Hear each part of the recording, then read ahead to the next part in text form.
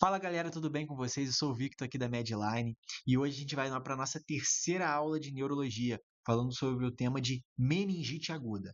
Mas antes de começar a aula, se inscreva no canal, por favor, ative os sininhos, deixa o like e compartilhe aí para o seu amigo que está com dificuldade em neurologia para tentar nortear ele nos estudos e tentar ajudar ele de alguma forma. Tudo bem? Bora pro vídeo!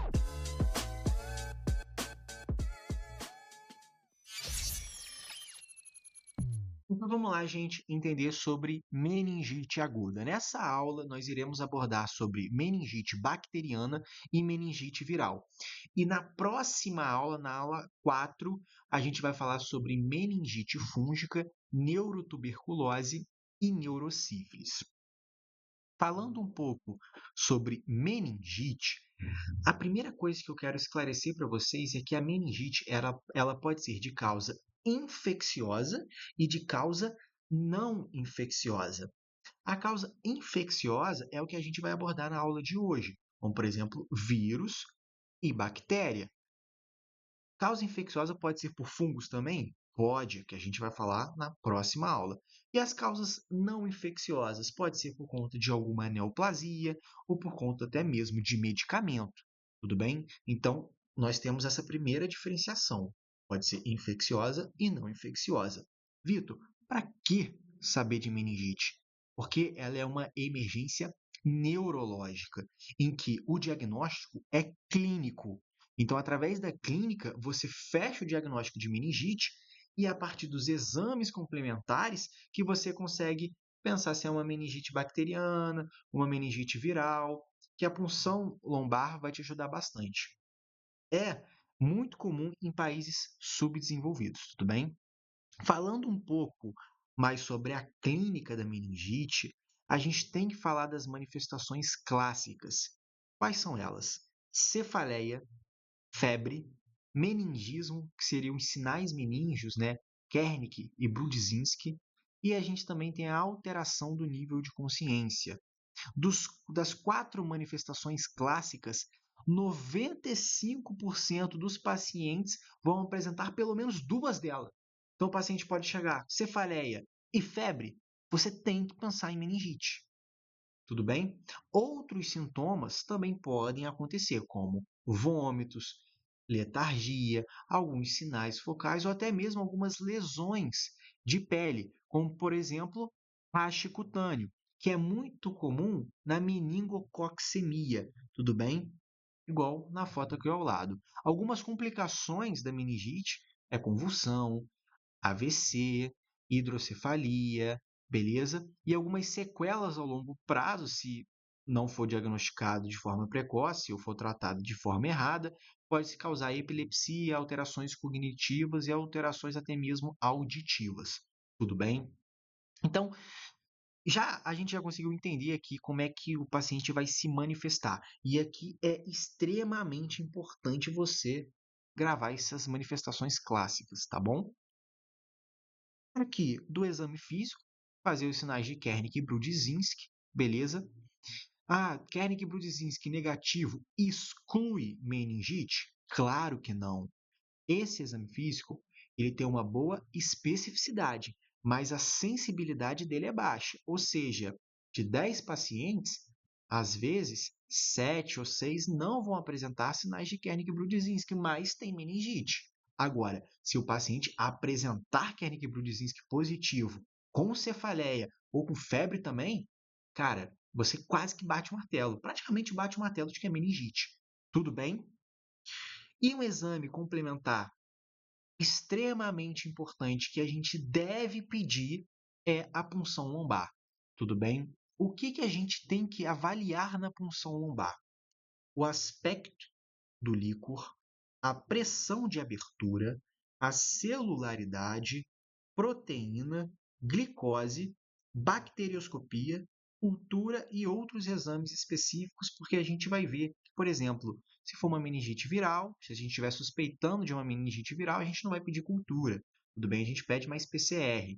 Então, essas são as 7 coisas que nós vamos avaliar na punção lombar em um quadro de meningite, porque é através da punção lombar que a gente vai conseguir identificar se é bacteriana, se é viral. Até pela clínica a gente consegue, mas pela punção lombar a gente quase que afirma também. A gente dá certeza de que é uma bacteriana, que é uma viral, pelo aspecto do líquor, tudo bem? Pelas 7 características presentes da punção lombar. E a bacterioscopia, ela é extremamente importante, eu vou falar daqui mais para frente, porque ela guia o nosso tratamento, tudo bem? Falando aqui um pouco mais da punção lombar, gente, a punção lombar ela não deve ser atrasada de forma alguma, tudo bem? Nem o tratamento. O que que a gente deve fazer? A gente pede a punção lombar e depois da punção lombar a gente começa o tratamento empírico para meningite, tudo bem? Normalmente, o tratamento empírico que eu vou abordar para vocês vai ser com ceftriaxona. Por quê? Porque dentro das meningites, a gente tem fúngica, a gente tem bacteriana, a gente tem viral. A mais prevalente é a meningite bacteriana. Então, o tratamento empírico, muitas das vezes, acaba sendo só com ceftriaxona. Tudo bem? Só que não estaria errado se o médico prescrever ceftriaxone com aciclovir e com anfotericina, porque às vezes ele não sabe se é fúngico, se é viral ou se é bacteriano. Então ele prescrevendo as três não estaria errado também. Mas existem alguns hospitais que têm alguma regra, os outros hospitais têm outras, tudo bem? Mas depois que vier o resultado da punção lombar e principalmente da bacterioscopia, e aí a gente pode excluir o aciclovir, a anfotericina, deixar a ceftriaxona, às vezes adicionar vancomicina, o que a gente vai falar aqui logo logo nesse vídeo. Tudo bem? Algumas situações que aqui vocês precisam gravar que antes de pedir a punção lombar, a gente deve pedir uma TC de crânio, tudo bem? Quais são essas indicações? Quando o paciente apresenta papiledema, quando o paciente apresenta rebaixamento do nível de consciência, quando o paciente tem convulsões recorrentes, sinais focais, herniações, até mesmo algumas outras mais específicas. Quando o paciente tiver essas situações, você, antes de pedir a punção lombar, você deve pedir uma TC de crânio, tudo bem? E logo após, assim, se a TC de crânio vier normal e não impedir a possibilidade de fazer uma punção lombar, você pode realizar a punção lombar, tudo bem? E a punção lombar, ela deve ser realizada antes de você iniciar o tratamento empírico, beleza? A gente não começa a terapia empírica antes da punção lombar, porque ela pode sofrer algumas alterações no seu resultado. Tudo bem? Existem alguns exames laboratoriais que a gente deve pedir num quadro de meningite e está aqui para vocês decorarem depois. Eu vou disponibilizar os slides aqui para vocês também. Tudo bem? Então vocês podem depois sentar e decorar, mas hemograma, ureia, creatinina, TGO, TGP, e entre outros, são alguns exames complementares que a gente deve pedir. Tudo bem? Exames laboratoriais. Falando aqui agora da meningite bacteriana, que é a meningite mais prevalente, né? Quais são os principais agentes? Eu vou deixar o menor que um mês para pediatria. Eu vou focar no maior que um mês. Quais são os agentes mais prevalentes? Streptococcus pneumoniae, Neisseria meningitidis e a Haemophilus influenza. São os 3 agentes mais frequentes dentro de uma meningite bacteriana. E por isso, quando a gente pensa em meningite, principalmente meningite bacteriana, o remédio que a gente não pode deixar de dar para o paciente é a ceftriaxona. Porque a ceftriaxona, ela cobre os 3 principais agentes mais frequentes dentro de uma meningite bacteriana. Beleza? Agora, para pacientes maiores que 50 anos, existe um outro agente também, que é a listéria. E a listéria, eu vou falar também logo logo para vocês nesse vídeo, a gente deve adicionar no tratamento a ampicilina, porque ela cobre listéria. Tudo bem? Esses são os principais agentes. Quando que a gente pensa em pneumococo resistente? Quando o paciente tiver TCA grave, procedimentos neurológicos, paciente transplantado, com quimioterapia ou que já internou. Se o paciente apresenta alguma dessas 5 aqui situações, até outras também que eu vou abordar nesse vídeo, você tem que pensar em pneumococo resistente. E aí, você dá só ceftriaxona para o paciente, às vezes não vai tratar o caso dele. Aí você, para pneumococo resistente, você vai ter que adicionar vancomicina, porque a vancomicina, ela cobre pneumococo resistente. Então, ceftriaxona cobra Streptococcus pneumoniae, Neisseria meningitis e a Haemophilus influenza. Só que se eu tiver pneumococo resistente, você tem que adicionar vancomicina no seu tratamento empírico, tudo bem? E se o paciente tiver maior que 50 anos, pode ser que ele esteja sendo infectado por um agente da listéria. Então você deve adicionar no seu tratamento também, além da ceftriaxona, a ampicilina. Tudo bem? O paciente que apresenta meningite, principalmente nos casos de haemófilos e de meningococo, ele deve sofrer isolamento. Tudo bem? Você tem que isolar o paciente, tá? Mas na dúvida, não sei se é hemófilos, não sei se é meningococo. Isola o paciente. Tudo bem? E você vai fazer a quimioprofilaxia para quem? Para os contactantes íntimos e para os profissionais da saúde que entraram em contato, né, que estavam em contato com o paciente nas últimas 24 horas e que não utilizaram EPIs, equipamento de proteção individual, durante a abordagem do paciente.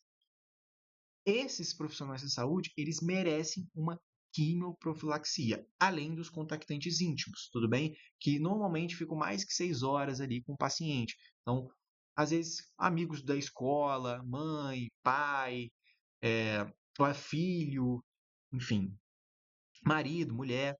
E qual é a quimioprofilaxia? Para meningococo, a gente dá rifampicina, 600 miligramas de 12 em 12 horas por 2 dias. A gente pode dar ceftriaxona também intramuscular. E para hemófilos, a gente dá rifampicina também, 600 miligramas, só que 600 miligramas por dia, durante 4 dias. Tudo bem? Mas o que eu quero que vocês gravem, principalmente, é a rifampicina. Tudo bem? Para tratamento profilático. Tudo bem? E agora, é aqui que é importante também, né? Como que vai vir o líquor do paciente que tem meningite bacteriana? O aspecto do líquor, ele é um pouco mais turvo, um pouco mais purulento, beleza? A pressão de abertura, ela é aumentada. A celularidade, eu vou ter um aumento significativo de neutrófilos. As proteínas, elas vão estar aumentadas também. A glicose, ela vai estar mais consumida. A bacterioscopia, a gente deve pedir, porque ela vai nos ajudar a, a nos guiar no tratamento, porque ela vai falar qual possivelmente é o agente que está cometendo a meningite bacteriana. Logo, logo vocês vão entender. E a gente pede a cultura para confirmar o agente. Então, a bacterioscopia, ela não confirma o agente, mas ela vai, é um diplococo gram-positivo. Então, a gente pensa em Streptococcus pneumoniae. Então, a gente tem um tratamento Streptococcus pneumoniae, que é o que? Ceftriaxona. Só que aí, a gente pode considerar vancomicina se o paciente tiver Streptococcus resistente, tudo bem? Mas qual que confirma? É Streptococcus pneumoniae. É diplococo gram-positivo. É a cultura, tudo bem? Qual é o tratamento empírico, então, quando a gente ainda não sabe qual que é o agente? Tratamento empírico base para o paciente é ceftriaxona, 2 gramas, de 12 em 12 horas, venoso, porque cobre os principais agentes bacterianos. Tudo bem? Nós podemos acrescentar vancomicina quando a gente suspeitar de pneumococo resistente, que é o que eu expliquei aqui em cima para vocês. Quando o paciente apresentar uma dessas 5, ou também quando o paciente, né, já foi internado, ou uso excessivo e inadequado de antibiótico, paciente que sofre infecções recorrentes, imunossuprimido, a gente deve pensar em pneumococo resistente e adicionar vancomicina no tratamento empírico. Tudo bem? Nós podemos acrescentar ampicilina quando o paciente for imunocomprometido, quando o paciente tiver maior que 50 anos ou menor que um mês, então esses extremos aí de idade, e se o paciente, isso é muito questão de prova, às vezes também de residência, se ele consome leite mal pasteurizado, beleza? Aí a gente deve pensar em listéria e adicionar no tratamento empírico a ampicilina. Ah, Vitor, então quer dizer que eu só vou dar ampicilina para o paciente? Não. Você vai dar ceftriaxona e ampicilina. Ou, às vezes, ceftriaxona, vancomicina, se ele apresenta critérios de pneumococo resistente, e ampicilina. Eu não sei se eu falei ceftriaxona antes, mas ceftriaxona ela tem que estar em todo o tratamento empírico. Tudo bem? Então, grava isso aí para vocês. E também, às vezes, a própria bacterioscopia ela pode falar a favor de uma enterobactéria. E aí, se tiver presença de enterobactéria na bacterioscopia, a gente pode adicionar o meropenem também. Tudo bem?